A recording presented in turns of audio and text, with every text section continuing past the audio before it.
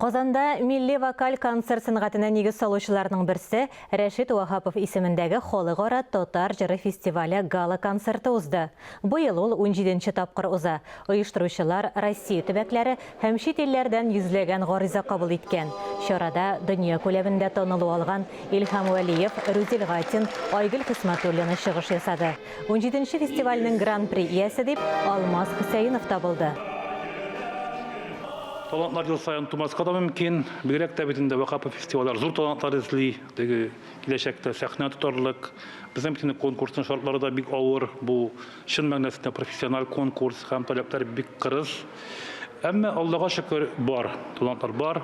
Быел да менә безнең Вахапов фестивалының конкурсы бик уңышлы узды. Катнашучылар бик күп булды. Җиңүчеләр дә шактый көчле. Аларны бүгенге концертта күрәсез. Һәм мин тулы җаваплылык белән әйтә алам. Әле менә концерт башлалдыннан конкурс нәтиҗәләре буенча да безнең җыр сәнгатебезнең киләчәге бар. Һичшиксез бар.